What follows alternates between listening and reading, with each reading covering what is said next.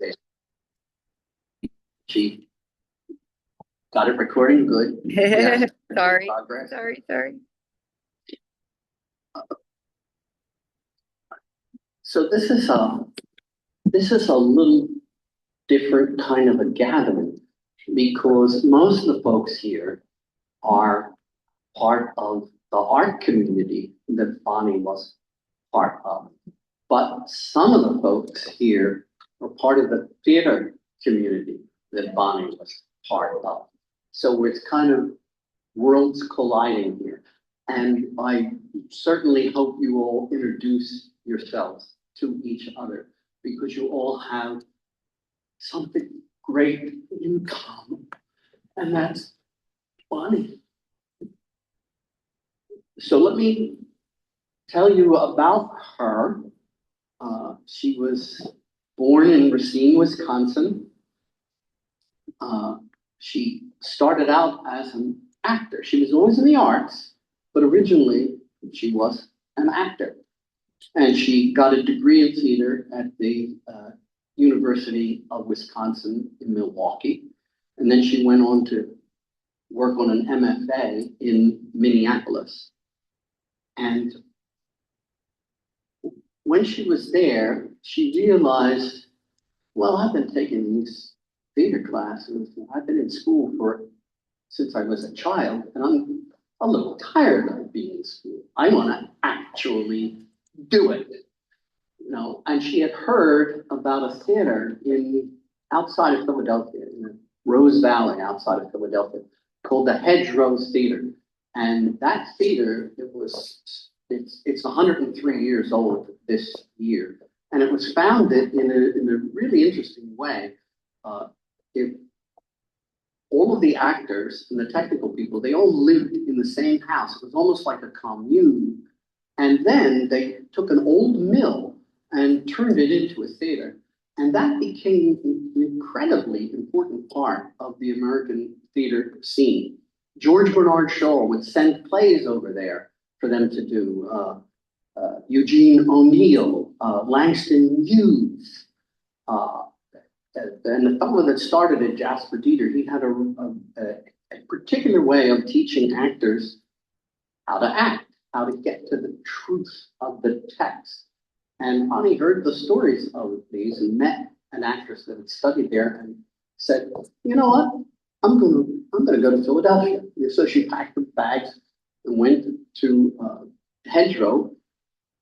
And a lot of the people, all kinds of people came through the Hedgerow Theater.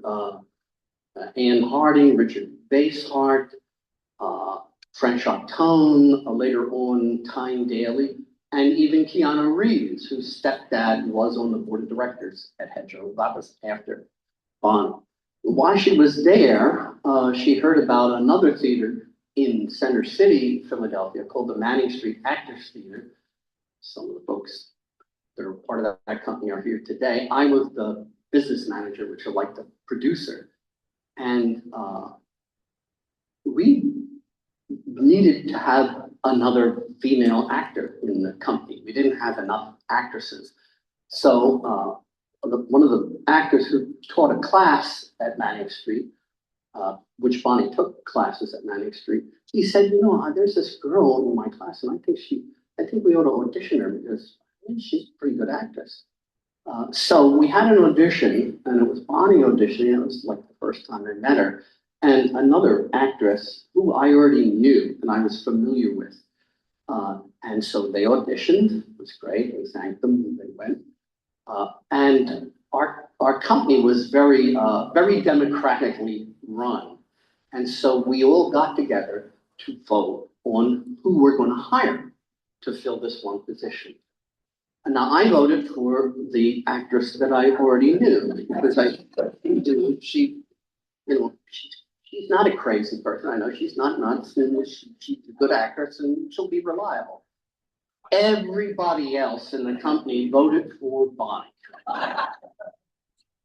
because she was superior. She was she was a great artist, I think. But she was a marvelous actress. She was Well, you know, Bonnie, she was very natural on the stage. She was very truthful on the stage. And there was just an easy humanity about her performances, which they were always believable, never false note. So she was fantastic. Over the years, when we would tell this story, she would say, I got back at Jim for voting against him. I married him.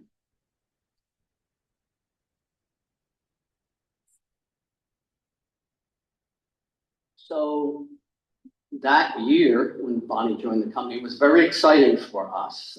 We did a co-production with Joseph Papp and the New York Shakespeare Festival of a David Ray play. And in those days, that was a big, big deal.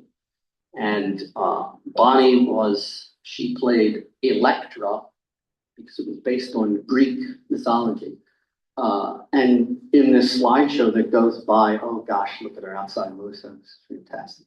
That you might see a picture of her with another actor who played her brother, Orestes. And that actor was Tom Hulce. And if you ever saw the movie Amadeus, he was Mozart. So we gave him his first paying job as an actor. After that, we're in Philadelphia, and 1976 is coming up, and it's the bicentennial. So we decided to celebrate the bicentennial by putting together a museum of all these fantastic artifacts from American history, but we would add actors to this museum in order to bring the history to life. So one example of that, and Bonnie was instrumental in that. She designed all of the costumes, and we had 89 people working for us at that. So that was a lot of work. She was very talented to be able to do that. And she was a guide through this thing. So an example of this is we had a Durham boat, which is the kind of boat that Washington used to cross the Delaware. Oh, and for the artists here, there's that famous painting of Washington crosses the Delaware, where the guys are in the boat. And it's huge, takes up a whole room.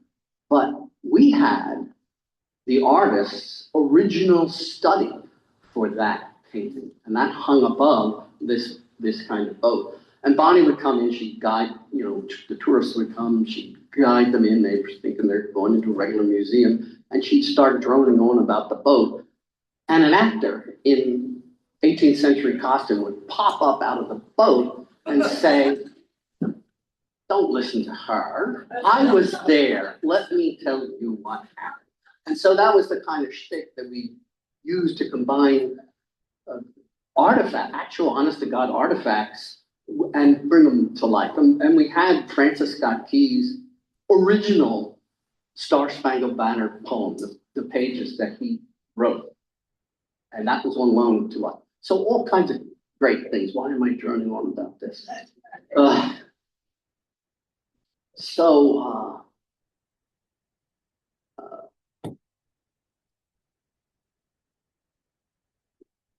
The fellow who was the artistic director at our theater, Joe Stinson, and you'll hear from him. Gary, Joe wrote a remembrance of Bonnie, and Joe is in Asheville, but Gary will be reading what Joe wrote. And he left Philadelphia and moved to Los Angeles and had a big career as a screenwriter. He wrote a bunch of screenplays for Clint Eastwood, including Go Ahead, Make My Day. That came out of Joe's screenplay. And he kept saying, come on out. You and Bonnie should move to Los Angeles. And he said, no. The two of us kept running the theater, and throughout the 1980s, we did plays about American history, again, because we were in Philadelphia, and we put these plays on in Independence National Historical Park, and then we toured them all around the East Coast, up and down the coast. The first one we did, now I bring it back to Bonnie. The first one we did was a one-woman show about Dolly Madison. Bonnie played Dolly, and you'll probably see some pictures of her on that slide playing that. She performed over the next 9 years. She performed that show about 2,000 times. That is amazing because every time she performed it, it was fresh and new. She was a trooper. And throughout the rest of the 80s, we did did plays about various parts of American history. And again, for the artists here, we did a play about Charles Wilson Peale, who was one of America's first great artists back in the 18th century and the beginning of the 19th century.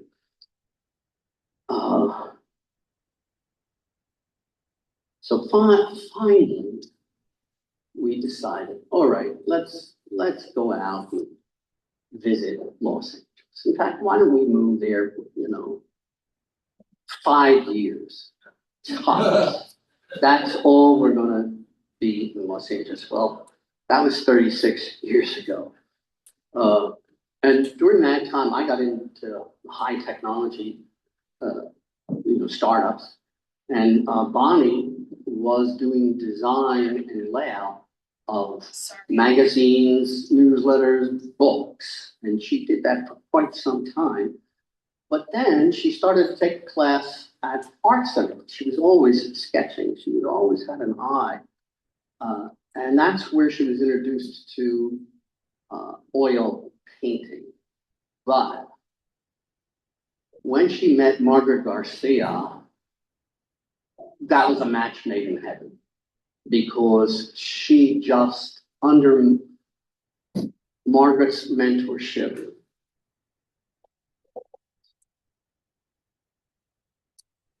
Margaret brought out the best in Bonnie. And Bonnie worked. She worked every single day at her art. She devoted her life to art. They say, oh, you got to put in 10,000 hours, right? She put in 100,000 hours at least. And she, I'm biased, but I just think every time she started a canvas, when she finished that canvas, she was better than she was the previous one because she was diligent. She was a strong artist who knew what she wanted and knew how to get there. Again, thanks to Margaret and thanks to you artists and community here, which was so loving and open to Bonnie, to welcome Bonnie into this art community. So it was such an honor, and I know she really appreciated it. And I also know she wanted to keep on doing it, but she battled cancer for the last 8 years. And she was supposed to go into a clinical trial at City of Hope, and she was really, really looking forward to it. But that Saturday, she had some kind of change of mind, and all that positivity, you all know Bonnie, so you know how positive she was. She just, she said, let's get it done. And I said, get what done? And she said this. And she wouldn't let me call 911. And her blood pressure cuff, it couldn't even register her blood pressure. And her oxygen thing couldn't even register. I cranked up her oxygen machine, but nothing worked. Over the next 2 hours, slipped away. And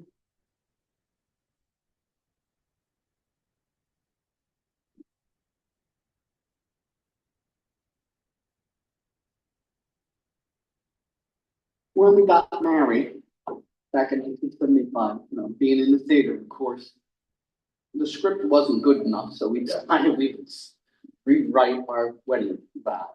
And where it says, you take each other for richer, for poorer, in sickness and in health. From this day forward, as long as you both shall live. And we really thought about our vows. And we looked at the divorce rate in America. And we agreed, you know, can we really make a promise to love each other for as long as we live?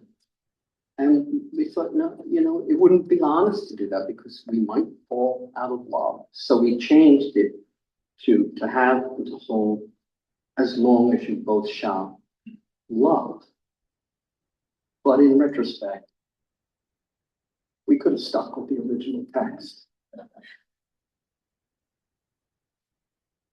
Because our love grew deeper with every passing day and even death. Stop. And I've talked long enough, and now I'd like to turn it over to Noel. Thank you.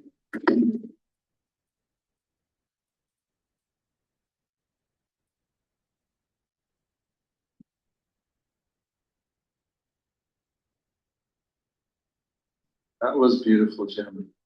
Hi, everyone. My name is Noel Olumid, and particularly for the theater folks in the audience, I'm thrilled to be the opening act today.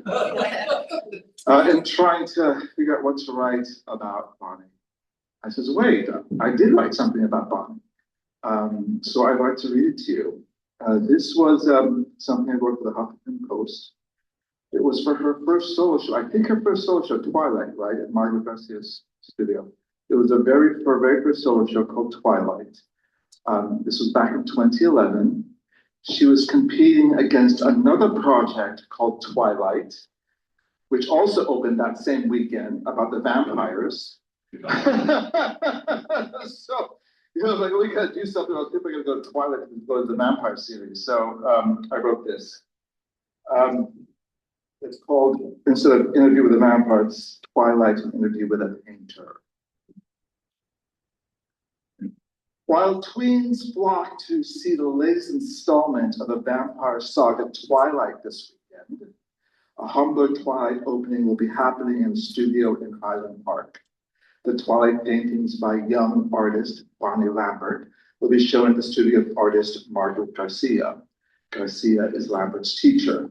Lambert is, quote, young in her painting career, but at 61, she's far from naive.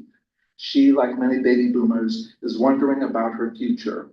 This exhibition marks a transition for her. In her life, she's been an actress, a costume designer, fundraiser, museum tour guide, antique dealer, desktop publisher, and graphic designer. She's taken many paths in her life, and she's going to take another one as painter. This Twilight series, a collection of 19 paintings, explores that ephemeral moment between day and night. Bright yellows and oranges surrender into darkness. Lone roads and empty restaurants are a recurring theme. There are hardly any people in her work. If they exist, they're mostly blurs. The paintings speak of change, desolation, and choices.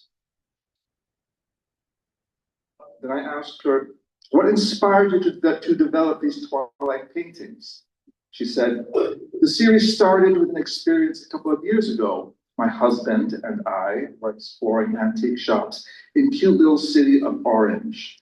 It was getting late, we were crossing a street, and suddenly it was the magic hour, and the sky exploded with color.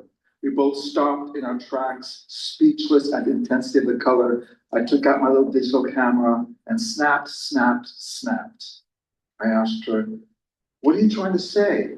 What themes were you trying to explore? I'm a relatively new artist. I have really no theory or formal technique. For me, the true teacher was what was right in front of me in all of its simple beauty. I tried to see as much color and as many shapes in their own relationships as I possibly could, trying to leave out judgment or interpretation, just see what I see, powered by my love of the image, and get it down on canvas. At first, it took me a long time to really see, but it happened sooner and sooner the more I painted. How does it feel to embark on a new career at this stage of your life? I think I look back on this time as one of the most exciting, fulfilling of my life.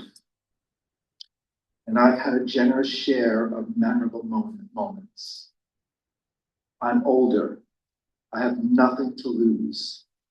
I'm not afraid of falling on my ass. And I couldn't have said that 5 years ago. All of this is completely new territory, and I'm welcoming whatever comes with open arms. That was 15 years ago, and since then, she has painted many more paintings.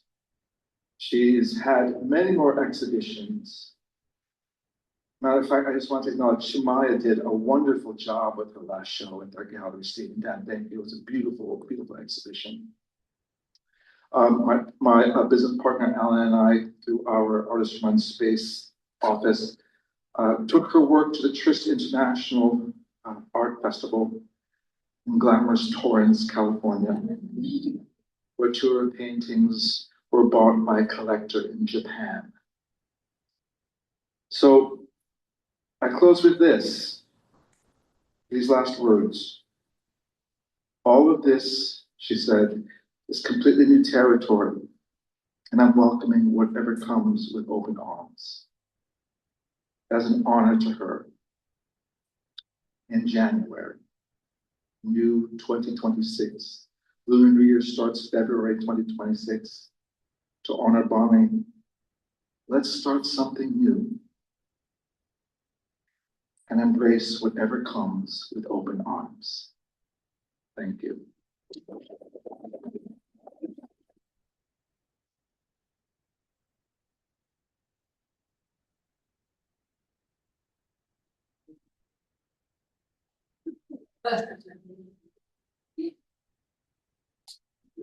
Yeah.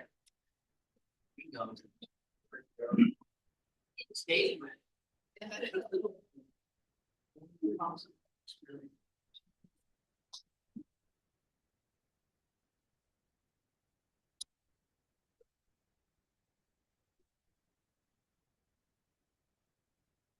Hi. I'm not very much used to using a mic, so I'll do it.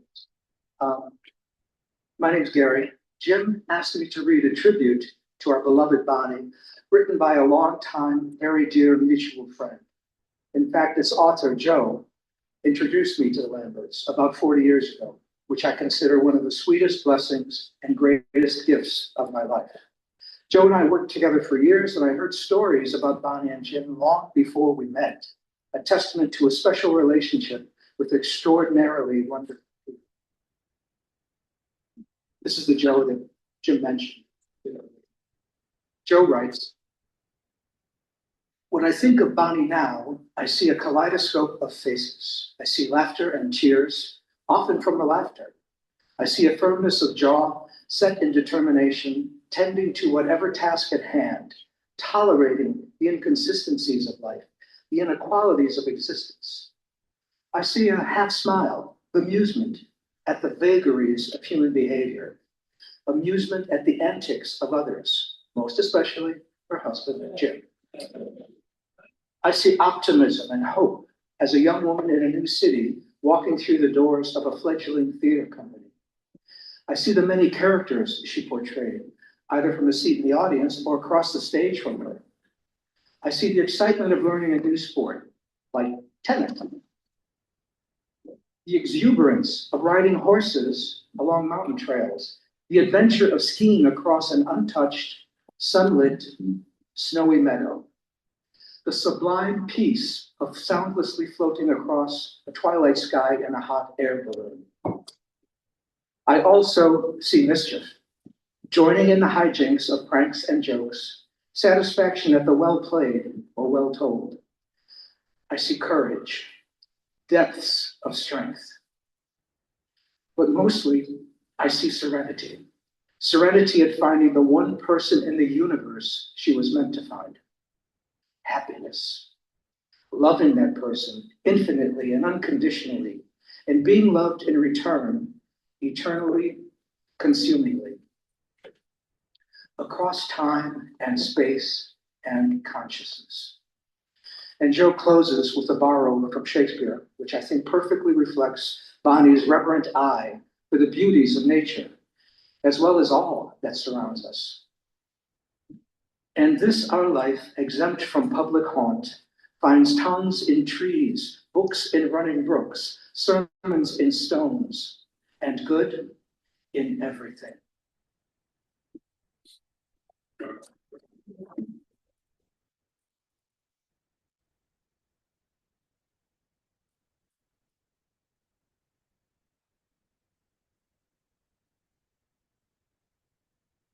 Hello, everyone. I'm not a mic person either, but I'll do my best.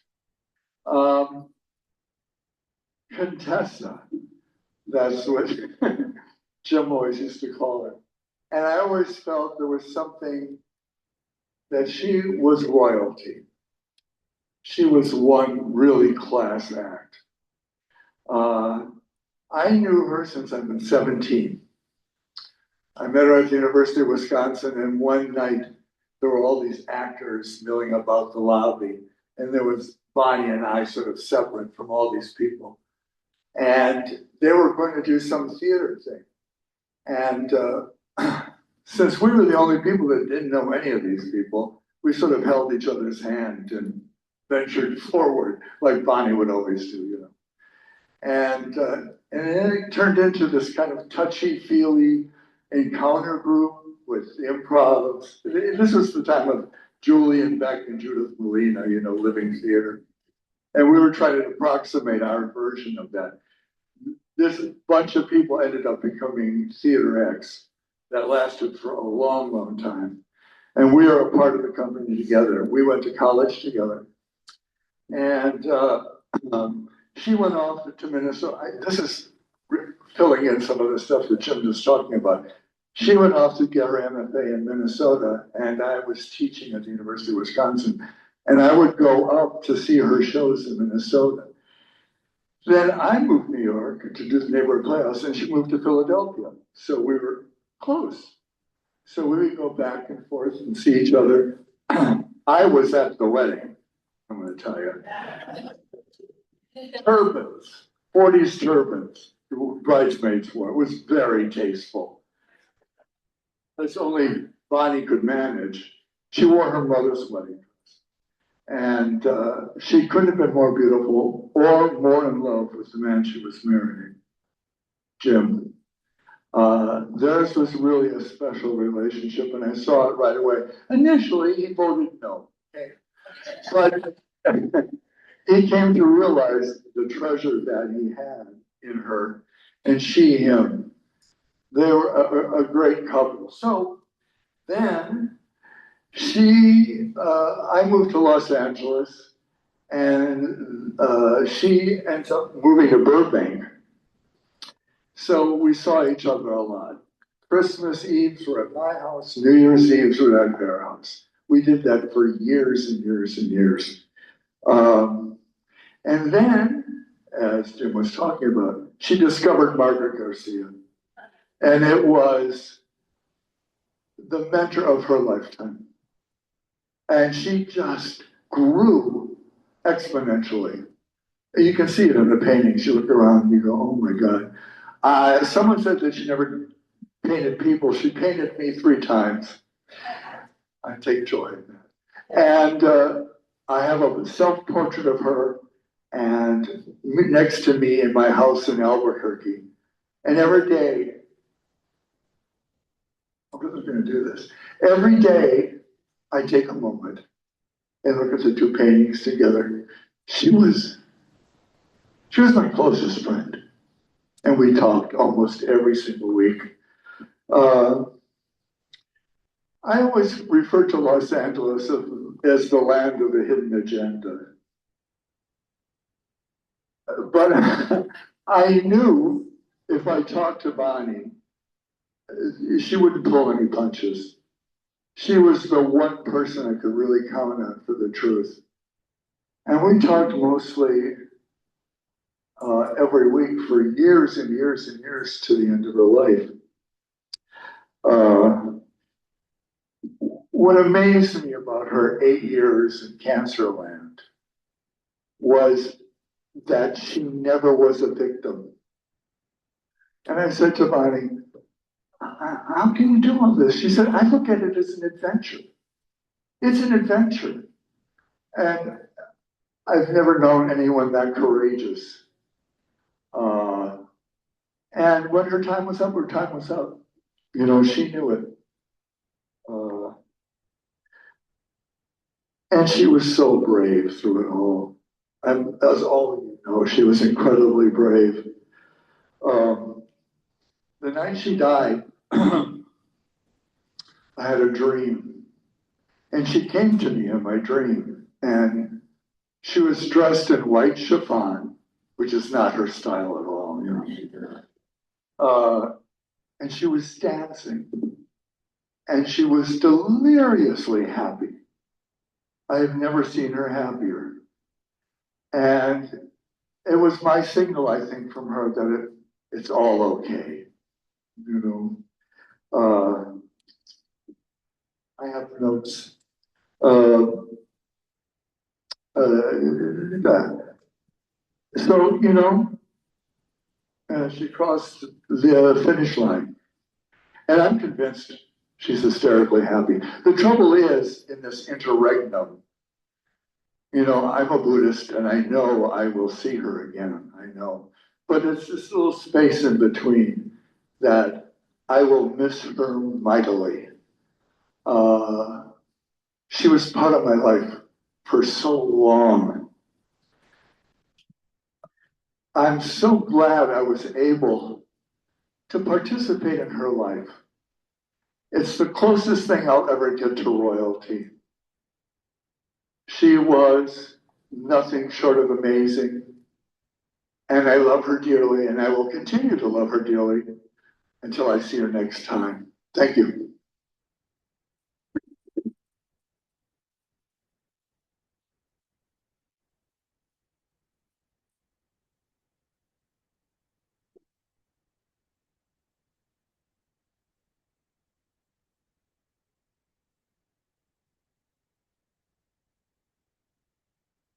Thank you. You know, when Bonnie came to me, she knew how to paint and she knew how to draw before she got. I didn't teach her how to paint, how to draw. She had that talent and that skill when she showed up at my door. You know, the poetry and magic happens a little bit later. You know, it's not just painting and drawing. It's being able to cue into what it is you want to say to other people. That really is what it's about. I'm wearing color for her because if you look around, Bonnie was colorful and she was all about color, and that's kind of where I come at it. So that's why I brought color for her. And those people who knew her knew that color about her. That you know, and here's the white girl from Van Nuys and the Chicana from Boyle Heights. And you know, well, what does your husband think of this for you? She goes, oh, you know, he's okay. He thinks I ought to do this. And then, oh, okay. So, you know, like every week or so after she would come to paint, and I'd say, well, how's he feeling about, how did he like that last painting you did? And you know, well, that's okay, you know. And then one day I asked her, I said, how does Jim feel about that painting? She said, I don't care what he thinks. That's when I knew she arrived, you know? Because it didn't matter anymore. You know, we're sort of, products of our environment, the things that we embrace and the things that we teach one another. It isn't like it's a one-sided relationship. You know, when you meet someone, when you go to teach someone, you're in a position where, yeah, maybe you're a mentor or you know something, but they bring it on in and they throw the gauntlet down and it changes you. It opens your eyes in a different way. I needed Bonnie as much as Bonnie needed me.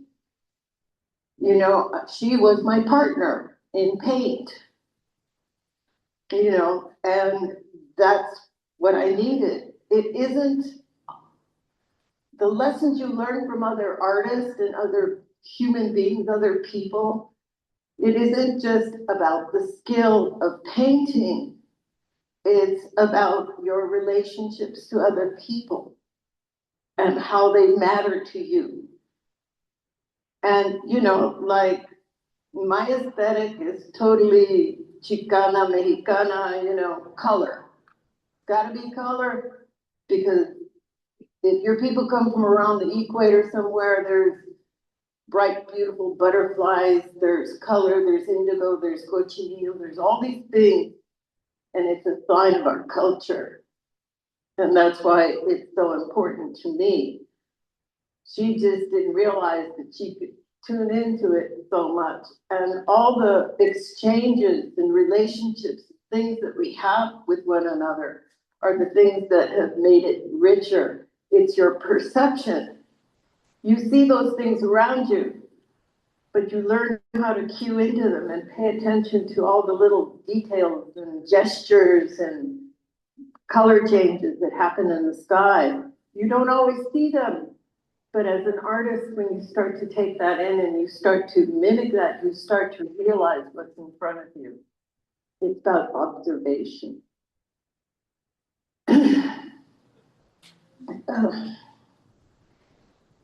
What I would like to say, especially to my dear friends out here, those that I know and that I love, you know, I love you all, even the people that irritate me.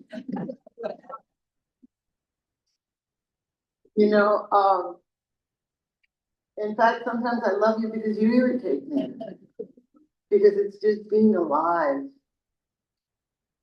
Nobody gets out of here alive. We're all on this boat together. And I see you here today, and I will see you again in the future. And I know this adventure with Bonnie is not over. It's just a little hard sometimes when I see something I want to share with her. And I can't pick up the phone and say, hey, Bonnie, you got to check this out. You got to see this. You know, that really is when I miss her. You know, because I know I carry her with me because I'll reflect on something. I'll say, well, what did Bonnie say to that? And I used to say she had this innocent heart. She never looked at anybody deviously and say, oh, that's dark or something. No, she always thought the best that she could find in another person. And that cultivated the best in you. It cultivates the best because I gotta live up to that standard, you know. She was an amazing friend, and she came with all her own talents, and the only thing that we did as friends is open that up in each other. It's hard to paint alone and solo. You need a partner. You need a posse. You need your crew. You need the people to stand behind your back and stand behind you. It takes courage sometimes to show something you're not sure of. You know, like, I did that. Is it good enough? Oh, yes. You got to be your own best advocate, and it's your posse and your crew that help you do that. You're not going to go through that gate alone. There's a lot of gates. There's a lot of gatekeepers. But, you know, it's about opening that door and sharing that moment, making more room at the table for each other. And in that, you know, I absolutely love you all. I'm gonna sing a little song for Bonnie. Gracias a la vida que me ha dado tanto, me ha dado los luceros que cuando los abro, perfecto distingo lo negro del blanco y en el alto cielo su fondo estrellado en las multitudes del hombre yo amo. Gracias a la vida que me ha dado tanto, me ha dado el oído en todo su ancho, graba noche y día, grillos y canarios, martillos, turbinas, ladrillos, chubascos, y la voz tan tierna de mi bien amado. Thank you.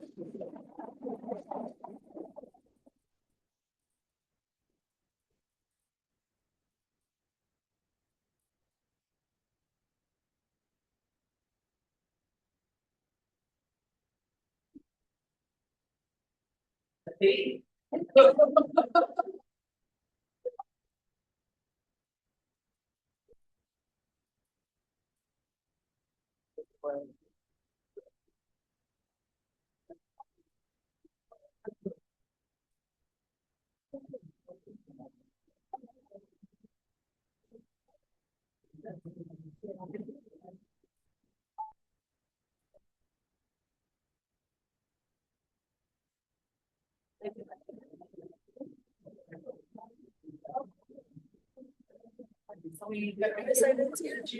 Yeah.